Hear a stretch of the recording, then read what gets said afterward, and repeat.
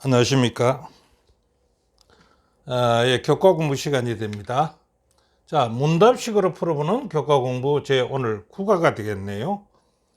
오늘 제목은요, 탐심을 주의하라는 제목으로 오늘 공부를 해 보겠습니다. 자, 제9과 탐심을 주의하라. 기역절부터 읽어보겠습니다. 그들에게 이르시되 삼가 모든 탐심을 물리치라. 사람의 생명이 그 소유의 넉넉함에 있지 아니하니라 하시고 누가복음 12장 15절의 말씀이 되겠습니다. 자, 탐심이라요. 탐심의 사전적 의미는 무엇일까요? 이렇게 해놨습니다. 탐내는 마음을 갖다 탐심이라고 얘기한다 이겁니다.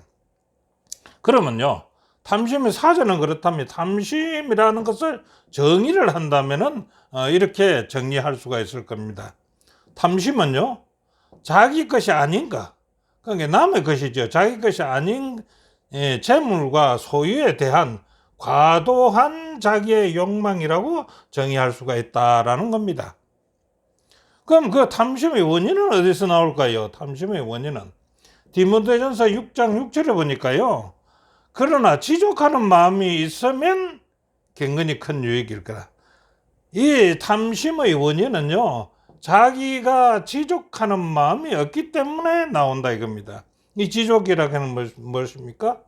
자, 자기의 만족을 알지 못하는 것을 탐심의 원인이 된다 이거예요. 그러면 탐심은 얼마나 큰 죄가 되느냐 이겁니다. 자, 그거는 이렇게 해놨어요. 탐심은요, 계명에 속하는 것이다. 그러니까 십계명에 속하는 것이다 이 말이죠. 하나님께서 거짓말, 도적질, 그리고 살인과 함께 십계명에 기록되어 있는 것이 탐심입니다. 자, 탐심의 범죄가 또 다른 범죄를 일으킨다는 것이 탐심입니다. 여기 보니까 뭡니까? 탐심으로, 열째계명에 탐심이라고 했죠. 탐심으로 일어나는 연속적 범죄는 거짓말, 도적질, 살인으로 연결되는 것이 탐심이라는 것입니다. 그래서 성경에는 말하기를 탐심은 우상숭배와 같다라고 골로새 3장 5절에 사도 바울은 말했습니다. 탐심은 하나의 욕심이지요. 야고보서 1장 15절에 욕심이 잉태한 적, 탐심이 욕심이 되면 욕심이 잉태한 적 죄를 낳고 죄가 장성한 적 사망을 낳는다. 이래서 탐심도 욕심에 속하니까 그 욕심으로 말미암아 사망에 이를 수 있다라고 탐심을 정리하면 이렇게 한번 정리할 수가 있다라고 저는 봅니다. 그러면 우리가 신앙을 하는 것은 천국을 위해서 신앙을 하고 있는데 탐심과 천국에 관해서는 어떻게 기록되어 있을까요? 고린도전서 6장 9절과 10절에 보니까요, 하나님의 나라를 유업으로 받지 못한다 이랬습니다. 탐심을 가진 자요, 불의한 자가 하나님의 나라를 유업으로 받지 못할 줄을 알지 못하느냐. 미혹을 받지 말라. 음행하는 자나 우상숭배하는 자나 간음하는 자나 탐색하는 자나 남색하는 자나 도적질이나 탐욕을 부리는 자나 술 취하는 자나 모욕하는 자나 속여 빼앗는 자들은 하나님의 나라를 유업으로 받지 못할 것이다 라고 얘기했습니다. 그래서 이 탐심에 대해서 오늘 공부를 하는데 어떤 방식으로 공부를 할 것인가, 이번 주 우리는요, 첫째로 탐심이 얼마나 나쁜 것인지를 우리가 배워볼 것이고요. 그리고 두 번째로는 어떻게 하면 그것을 피할 수 있을지 한번 살펴보자 라는 것이 5분 공부의 요지가 되겠습니다. 자, 루스벨이 타락한 이유, 아니죠. 첫째 날요, 근본적인 원죄. 원죄는 무엇일까? 근본적인 원죄는 무엇일까? 그래서 책에는 이렇게 해놨습니다. 최초의 죄는요, 탐심은 궁극적인 원죄라고 했습니다. 탐심이 궁극적인 원죄가 된다. 이렇게 얘기해놨습니다. 그러면요, 우주 최초의 죄는 탐심이지요. 궁극적인 원죄니까 사탄에게서 생겨났습니다. 그렇지요? 우주의 최초의 죄는 사탄에게서 생겨났습니다. 이 탐심으로 말미암았어요. 그렇다면요, 우리 인류의 죄는, 최초의 죄는 어디서 왔습니까? 우리 에덴 동산에서 자체적으로 발생이 되었습니까? 아니지 않습니까? 이거는 여기서 우주에서 최초로 발생된 탐심이, 사탄으로부터 생겨난 탐심이 인류에게 들어왔습니다. 그래서 외부에서 들어온 죄가 이 땅을 더럽혔습니다. 자, 그럼 우주에서 최초로 일어난 반란의 죄, 타락이죠. 반란의 죄와 그 경로를 이제 한번 살펴봤으면 좋겠습니다. 간단하게요. 간단하게 살펴본다면 그렇습니다. 하늘에는 두 존재가 계십니다. 예, 그 존재는 여호와와 피조물이 함께 있었습니다. 자, 여호와는요, 스스로 계신 자지요. 그 다음 피조물은요, 스스로 계신 자가 만든 천사들입니다. 자, 거기에서 피조물이 반란을 일으킨 겁니다. 피조물이 여호와를 반란을 일으켰습니다. 그 반란을 일으킨 그 원인은 탐심이 발동해서 그렇습니다. 그것이 주모자가 누구냐? 루시퍼라는 겁니다. 자, 탐심이 반란을 일으킨 주역이다. 부조와 선지자 35페이지는 이렇게 말했습니다.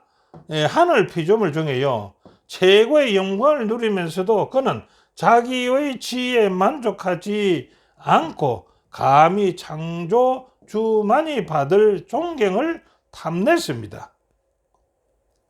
그 다음에요, 그는 모든 피조물들이 그들의 애정과 충성에 하나님을 최고로 삼도록 노력하는 대신에 그들의 봉사와 충절을 누굽니까?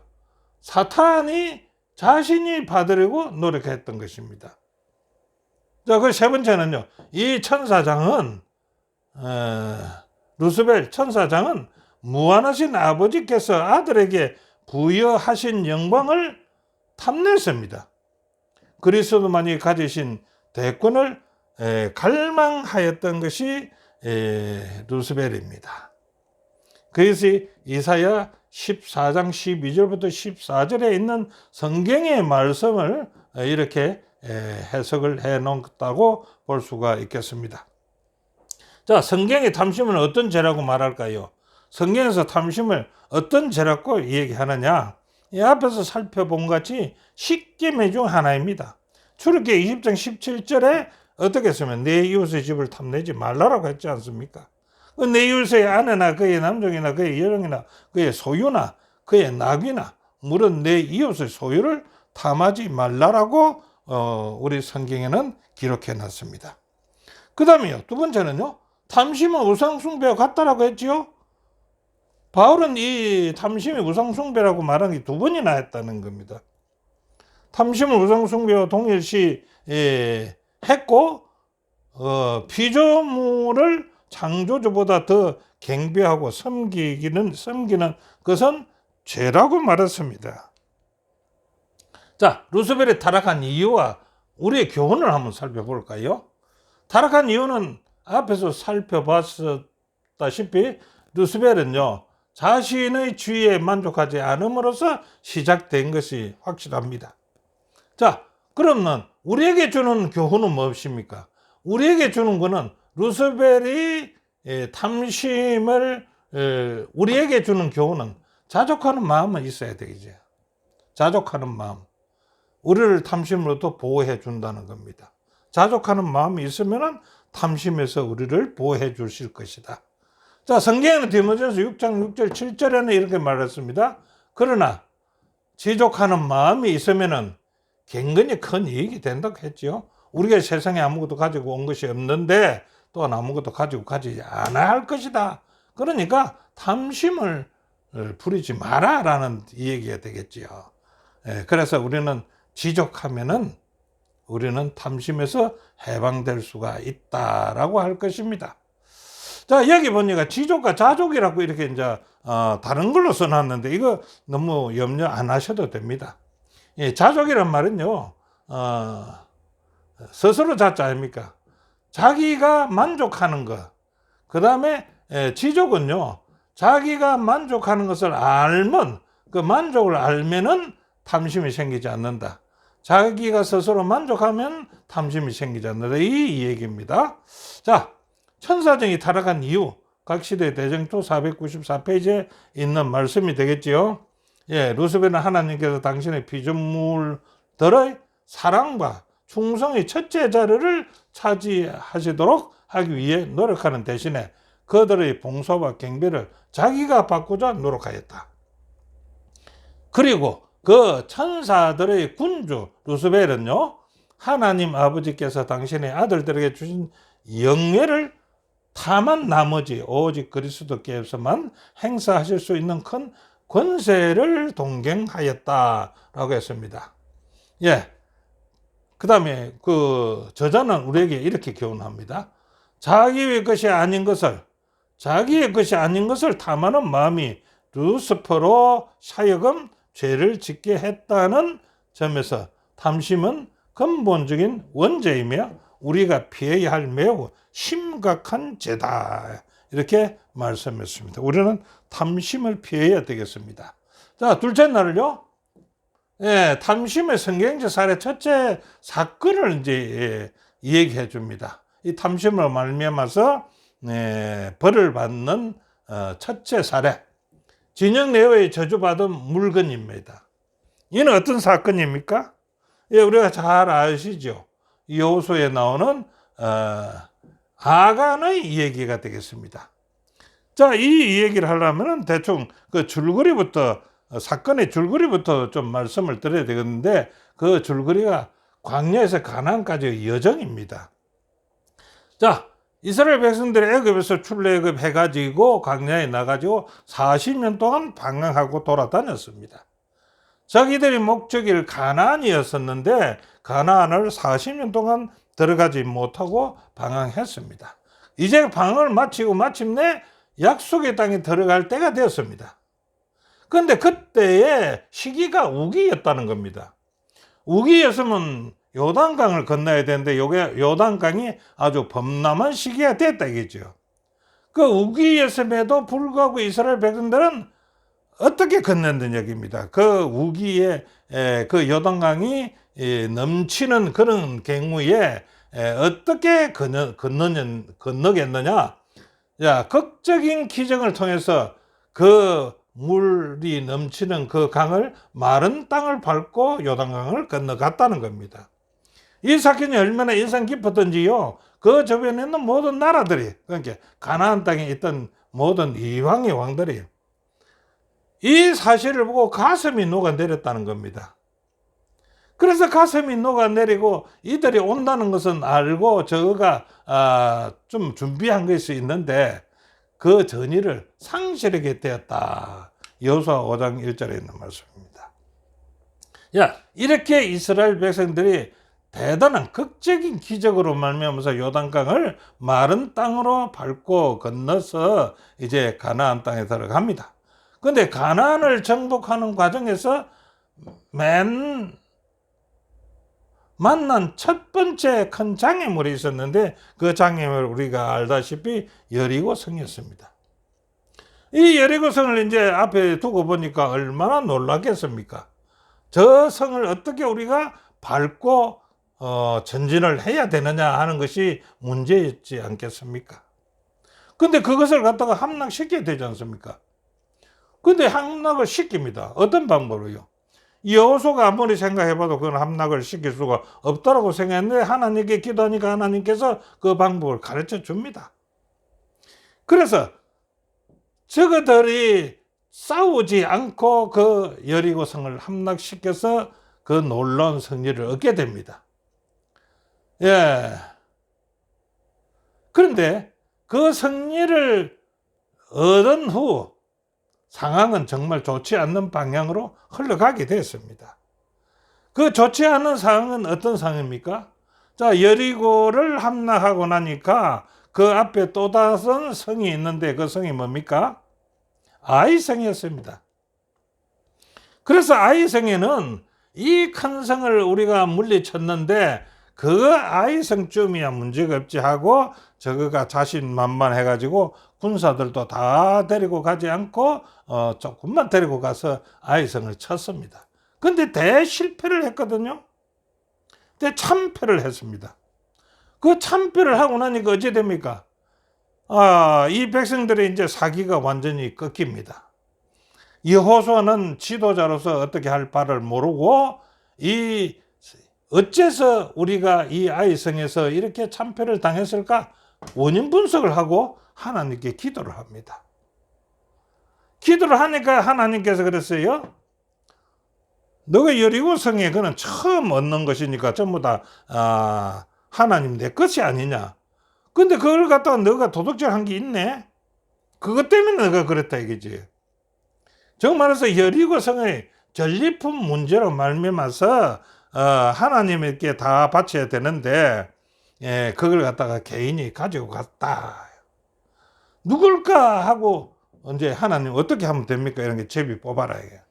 그래 제비를 뽑으니까 누가 뽑혔습니까? 아간이 뽑혔습니다. 근데 뽑힌 아간이 정말 다행히 자백을 합니다. 내가 그것을 탐내어 가져갔나이다 라고 자백을 합니다.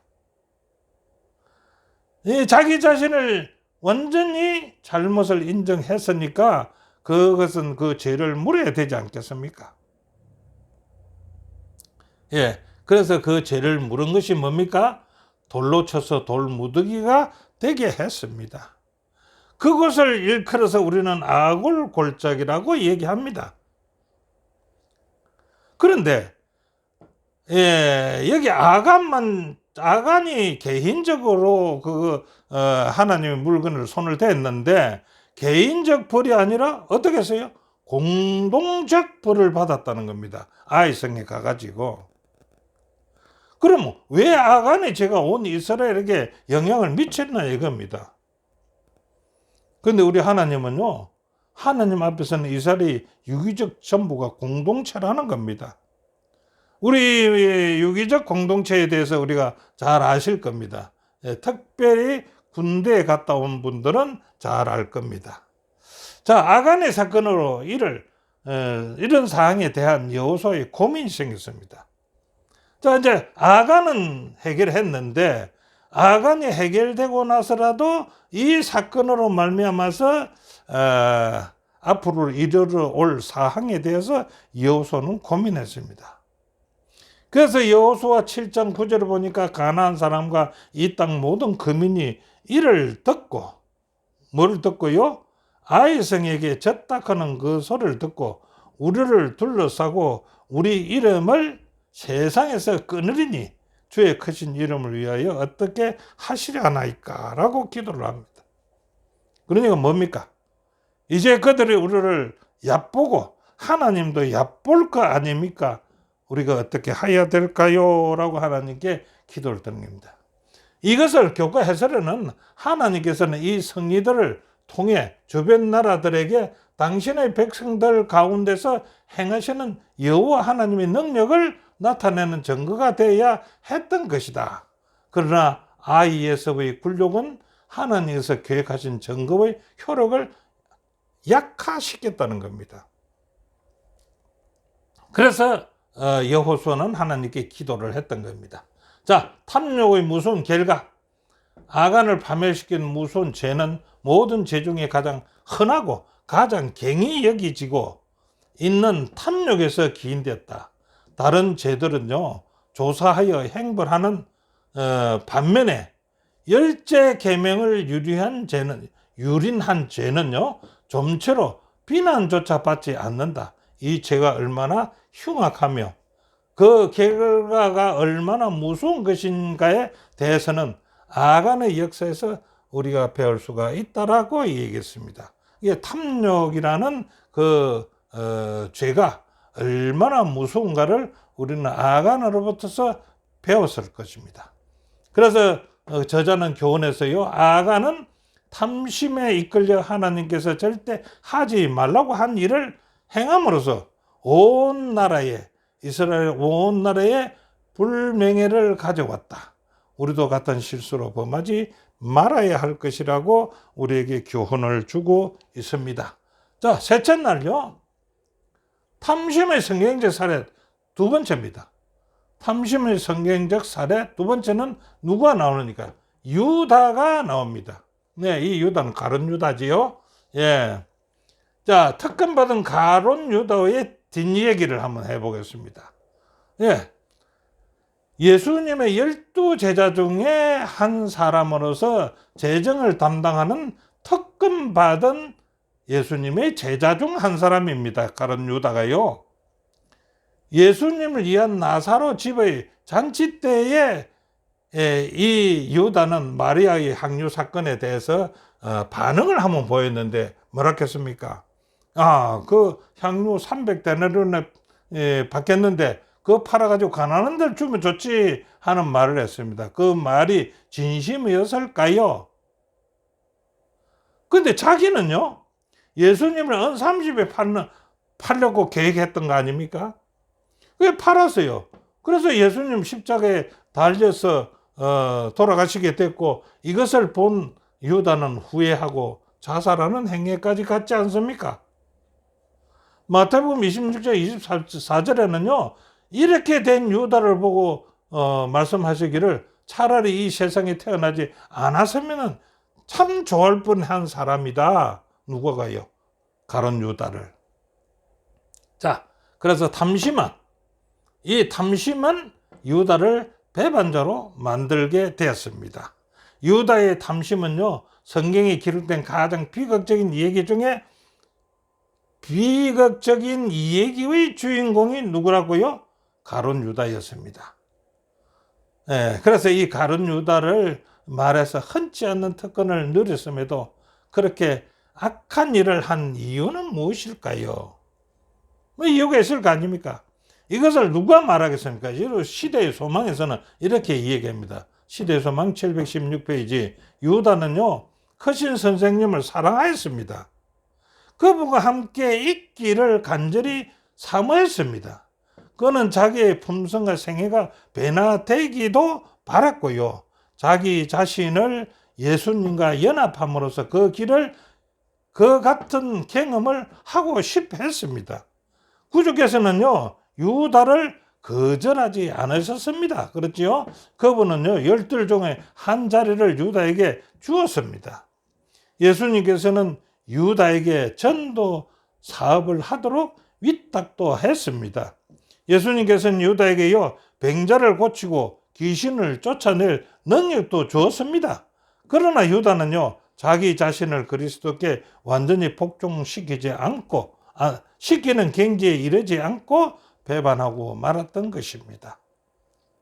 예수님이 이렇게 호의적으로 베푼 유다는 그것을 자기가 그리스도께 복종하지 아니하고 오히려 다른 길로 나갔던 것을 여기서 볼 수가 있습니다. 자, 병자를 고치고요, 귀신을 쫓아내는 능력의 사도였던 유다가요, 탐심으로 넘어졌다는 사실은요, 우리에게 무엇을 말해줄까요? 예, 교과서 127페이지는 이렇게 기록해 놨습니다. 유다는요, 그리스도께 완전히 자신을 내어드리지 않았습니다. 예, 이렇게 귀신을 쫓아내는 능력, 병자를 고치는 능력을 받았고 사도의 이름을 가졌지만은 유다는 그리스도에게 완전히 자신을 내어드리지 않았습니다. 그렇게 하기만 했다면은, 완전히 자신을 예수님께 드렸다면은 그리스도의 능력으로 극복할 수 있었던 탐심이었습니다. 그러나 제가 그를 잡아 삼켜 먹어버렸습니다.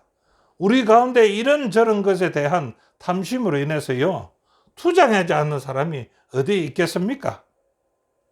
탐심이라뇨, 너무나 작아서요, 아무것도 아닌 것처럼 보이는 마음의 욕망입니다. 우리를 재앙과 영원한 멸망으로 이끌 수가 있다는 겁니다. 그 탐심이. 이거는 우리의 마음의 욕망이기 때문에요, 눈에 보이지를 않습니다. 그 행동의 결과는 나타나지만은요, 눈에 보이지도 않기 때문에 우리는 정말 힘듭니다. 영원한 멸망으로 이끄는 그 탐심이 우리가 쉽게 나타나 보이지 않기 때문에 힘들다는 겁니다. 탐욕의 노예가 된 유다입니다. 시대소망 716페이지. 유다는 본래 돈에 대하여 강한 애착을 가지고 있었습니다. 이게 본성입니다. 그런 말을 할 만큼 늘 부패되어 있었던 것은 아닙니다. 늘 그랬던 건 아닙니다. 그는 악한 탐욕의 정신을 길러서 마침내 그것이 그의 생애의 동기를 지배하도록 했던 것입니다. 돈에 대한 애착은 그 마리아 사건에서도 나타나지요. 그리스도께서 대한 그의 사랑을 능가했습니다. 한 가지 죄의 노예가 됨으로 인해 그는 자기 자신을 사탄에게 맡기게 되어 그 길이 깊은 죄에까지 빠지게 되었던 것입니다. 이 사항을 저자는 우리에게 이렇게 교훈합니다. 자신의 연약함을 예수님께 완전히 내려놓지 않고 마음의 욕심에 따라 행동한 유다. 우리도 마음을 완전히 내려놓지 않고 욕망에 따라 행동하는 유다와 같이 그렇다 한다면은 비극적인 결말을 맞이하게 될 것입니다. 유다뿐 아니라 우리도요. 우리는 유다와 다른 지혜로운 선택을 이제는 우리는 생각해 봐야 될 것입니다. 넷째 날은요, 탐심의 성경적사의 세 번째입니다. 세 번째는 누가 등장하느냐? 아나니아와 삽비라가 등장합니다. 자, 아나니아와 삽비라의 얘기를 하려면은 우리는 초대 교회의 분위기를 좀 잘 봐야 될 거라고 봅니다. 자, 사도들이요, 빌기를 다하며 모인 곳이 진동하더니 무리가 다 성령에 충만하여 담대히 하나님의 말씀을 전하니라. 믿는 무리가 한 마음과 한 뜻이 되어 모든 물건을 서로 통용하고 자기 재물을 조금이라도 자기 것이라 하는 이가 하나도 없었더라. 그 중에 가난한 사람이 없으니 이는 밭과 집 있는 자는 팔아서 그 판 것의 값을 가져다가 사도들의 발 앞에 두며 그들이 각 사람의 필요에 따라서 나누어줘서 공동생활을 할 수 있는 이런 처지에 갔습니다. 자, 여기에 속해 있던 아나니아와 삽비라는 어떤 생각을 할까요? 이런 큰 특권과 분위기에 감동한 아나니아와 삽비라의 결단을 했습니다. 서원을 했다 이겁니다. 뭐라고요? 우리도 저 밭을 팔아서 사도들한테 갖다 드려야지. 여기까지는 얼마나 좋은 결심이십니까? 얼마나 좋은 하나님께 서원입니까? 그런데 사도행전 5장 1절부터 11절에 보면 달라졌다 이겁니다. 돈의 일부를 감춘 것과 거짓말하는 사항이 나타났습니다. 자신들의 소유용의 일부를 팔았어요. 그 돈을 교회에 바치기로 결심했다. 잘한 일이지요. 아나니아 삽비라의 믿음도 칭찬할 만했습니다. 하나님의 사업을 위해 바치기로 결심했을 때는 그렇게 됐는데 그들이 어땠습니까?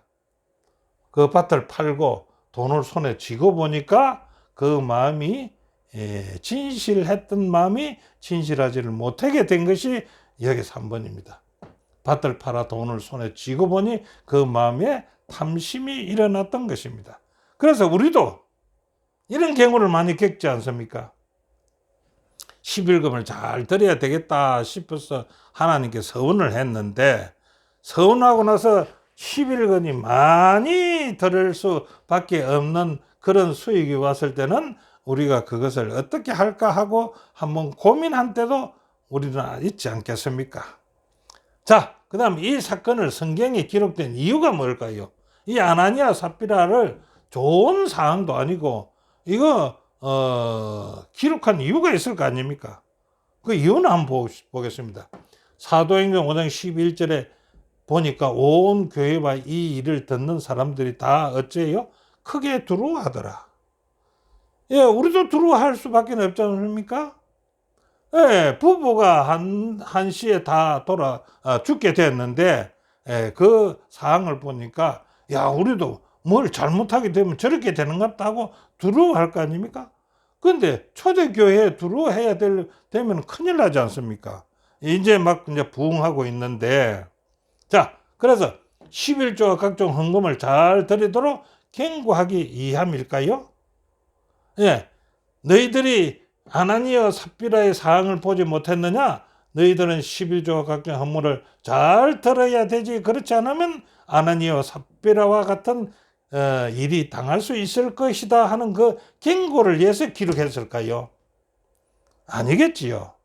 이 얘기는 탐심이 사람의 마음을 어디로 이끌어 갈 수 있는지를 보여주기 위해서 기록한 것이지, 이것을 두려워하게 하고 두려워서 헌금을 드려야 되고 이런 마음을 주기 위해서 기록한 것은 아니다 이겁니다. 탐심이 이렇게 안 좋은 것이라는 것을 가르치기 위해서 기록했다는 것입니다. 자, 욕심에 대한 경고요. 사도행전 74페이지에는 이랬습니다. 탐욕과 기망과 위선에 대한 하나님의 가정의 여기심에 대한 이 사례는요, 초대교회뿐만 아니라 장래 모든 세대에게 하나의 위험 신호로 주신 바 되었다. 아나니아와 삽비라가 처음에 마음에 품은 것은 탐심이었다. 본래 탐심은 있었다는 거지요. 처음에 마음에 품은 것은 탐심이었다.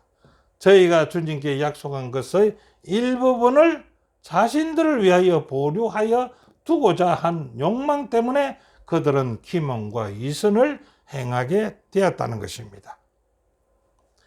자, 아나니아와 삽비라에 대한 교훈은 어떻습니까? 아나니아와 삽비라는 올바른 동기를 가지고 하나님께 드리기로 서약은 했습니다. 올바른 동기입니다. 그러나 그 마음에 가득한 탐심을 제어하지 못함으로써 죄를 짓게 되었습니다. 자, 그들이 약속한 동기는 아주 좋았습니다. 그러나 그들의 본심에 남아있던 탐심은요, 하나님께 바치지 못해서 제하지 못함으로 말미암아서 그 죄를 짓게 됐다라고 우리에게 교훈하고 있습니다. 자, 다섯째 날은요, 탐심 극복하기. 그러면 이 무슨 탐심을 어떻게 극복해야 되겠는가? 자, 우리 자신들을 한번 살펴보고 이 탐심 극복하기에 들어가 보겠습니다. 탐심은요, 극복하기란 쉽지 않다. 왜?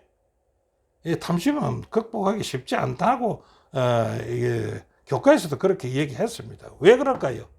탐심은요, 마음의 문제이기 때문에 그렇다 이거죠. 교만과 이기심과 같이 눈에 보이지 않는 마음의 문제이기 때문에 그렇다 이거죠. 그러기에요, 극복하기란 매우 어렵고 또 극복하지 못하면 매우 치명적인 상처를 줄 수 있는 것이 탐심이라는 겁니다. 자, 그래서 이게 한번 살펴보면요, 우리가 죄를 짓는 것은 외행적 죄와 내향적 죄가 있다는 것입니다. 그래서 바깥으로 보이는 죄와 보이지 않는 죄가 있다는 것이죠. 그래서 여기 그렇습니다. 거짓말, 간음, 도적질, 우상숭배, 그리고 안식일을 지키는 것과 같은 것은 외형적 죄가 돼서 분명히 보입니다. 그죠? 외행적 행동으로 죄보다 내향적인 탐심은요, 죄를 극복하는 것은 더 어렵다라고 했습니다. 하지만 이런 것들은요, 적어도 잘못을 저지르기 전에 그런 행동을 할 것인지 말 것인지 본인이 생각해야 하는 것이 개인적 숙제입니다. 예, 이거는 개인적 숙제라는 겁니다. 내가 탐심이 나오는데 그 탐심을 실행을 해야 되느냐 하지 말아야 되는 거니까 이것은 개인의 숙제로서 남겨놓았습니다. 탐심을 극복하는 이제 방법 세 가지를 이제 여기 교과에는 나열해 놨는데요. 첫 번째가 하나님을 섬기고 그분께 의지하며 그분의 가족으로 살기로 결심해라. 하나님을 섬기고 하나님의 가족으로서 살기를 결정해라. 그러면 뭡니까? 너희가 섬길 자를 오늘 택하라. 오직 나와 내 집은 여호와를 섬기겠노라 하고 여호수아 24장 15절에 기록된 같이 우리도 결심을 하라 이겁니다. 그 다음 두 번째는요, 매일 기도하라는 겁니다. 매일 기도하라. 내가 탐심에 대한 시험을 받지 않게끔 매일 기도해라. 어떻게 기도할 것인가? 여기 마태복음 6장 13절의 기도, 고린도전서 10장 13절에 기도를 하라는 거예요. 예, 마태복음 6장 13절은 뭡니까? 우리를 시험에 들게 하지 마옵소서. 탐심의 시험에 들지 말게 하옵소서. 다만 악에서 구하옵소서. 나라와 권세와 영광이 아버지께 영원히 있사옵나이다 하는 이 시험에 들지 않게 하기 위해서 기도를 하라 이겁니다. 특별히 무슨 시험요? 오늘 공부는 탐심이니까 탐심을 극복하기 위해서 그 시험에 들지 않게 기도하라 이겁니다. 자, 고린도서 10장 13절에는요. 사람이 감당할 시험밖에는 너에게 당할 것이 없다. 하나님께서 우리에게 시험을 감당할 시험밖에 없다 이겁니다. 오직 하나님은 미쁘사 너희가 감당치 못할 시험 당함을 허락하지 아니한다고 했습니다. 시험 당할 점에 또한 피할 길도 내사 너희로 능히 감당하게 해 주시겠다고 했습니다. 그래서 우리가 탐심이 오더라도 하나님께 기도하고 이렇게 하나님의 능력으로서 말미암아 피할 길을 달라고 기도해야 된다 이겁니다. 그러면 이게 이제 우리가 이 탐심을 극복할 수가 있다라는 겁니다. 자, 그 다음에요. 정규적으로 성경을 공부하라 합니다. 세 번째는요. 정규적으로 성경을 공부하라. 왜 그러면 정규적으로 성경을 공부하면은 탐심을 이길 수 있을까요? 시편 기자는 119편 11절에 이렇게 말씀합니다. 내가 주께 범죄하지 아니하려고 하여 주의 말씀을 내 마음에 두었나이다. 범죄하지 아니하기 위해서요. 탐심의 범죄가 나를 침입해 오더라도 네가 주의 말씀이 있다면은 그것을 물리칠 수 있다는 얘기 아니겠습니까? 그래서 범죄하지 아니하기 위해서 시편 기자는 주의 말씀을 내 마음에 두고 있으니까 우리는 이것을 갖다가 정기적으로 계속 성경 공부하면 되지 않습니까? 네, 그러면 우리가 탐심을 이길 힘을 얻을 것입니다. 자, 탐욕을 극복하는 길은요, 교회정은 상권 382페이지에 이 탐심을 극복하는 길이 있다고 했습니다. 자, 그리스도의 사랑이 우리의 마음을 채우고 우리의 생애를 지배하는데 비례하여서 탐욕, 이기심, 안위를 사랑하는 정신을 극복될 것이다 이겁니다. 예, 그리스도의 사랑이 우리 마음을 채우고 있다면은 우리는 뭡니까? 탐욕을 극복할 수 있을 것이다. 그리스도의 종임을 주장하는 우리는요, 그분의 뜻을 행하는 데서 즐거움을 찾게 될 것이다. 이 즐거움을 찾게 되면 탐심은 물러갈 것입니다. 그때 우리의 행복은요, 그리스도의 사랑에 의하여 고무된 비이기적인 일에 정비례할 것이다 라고 얘기합니다. 자, 야고보 1장 15절은 욕심이 그러니까 탐욕이 잉태한 적 죄를 낳고 죄가 장사한 적 사망을 낳는다 했으니까 아주 주의를 해야 되겠다 이거죠. 교훈은 이렇게 해놨습니다. 겉으로 보이지 않는 마음속의 탐심을 제거하기란 쉽지 않습니다. 그렇기 때문에 예수님의 모본을 따라서 말씀과 기도의 삶을 통해 날마다 자신을 돌아보게 되면은 탐심을 정복할 수 있을 것이다 라고 교훈은 말씀하십니다. 자, 결론을 보겠습니다. 결론은요, 탐심은요, 루시퍼를 반역하게 한 심각한 죄의 원인이라 이겁니다. 하늘나라에 가지 못하게 하는 요인도 됩니다. 탐심은요, 위대한 승리의 빛을 바래게 하며, 바란다는 얘기입니다. 빛을 갖다 바란다는 말은 그 빛이 뚜렷하지 아니하고 빛깔이 흐려지는 것을 바란다 이럽니다. 그래서 승리의 빛을 바라게 하며, 그러니까 우리가 하늘나라의 소망을 흐리게 만든다 이 말이죠. 우리를 은혜의 자리에서 벗어나게 합니다. 뭡니까? 드러나는 행동보다요, 보이지 않는 마음의 문제를 극복하기가 훨씬 더 어렵다는 겁니다. 말세의 고통도 탐심과 연결되어 있다는 것입니다. 하나님은 이런 문제를 이기도록 우리를 도울 수 있습니다. 그래서 우리는 탐심을 극복해서 우리가 바라는 소망 버리지 않고 잊어버리지 않고 침노당하지 않게 우리는 신앙을 잘 유지해야 될 것이 오늘 공부의 요지라고 봐집니다. 네, 오늘 공부는 여기까지입니다. 시청해 주셔서 대단히 감사합니다.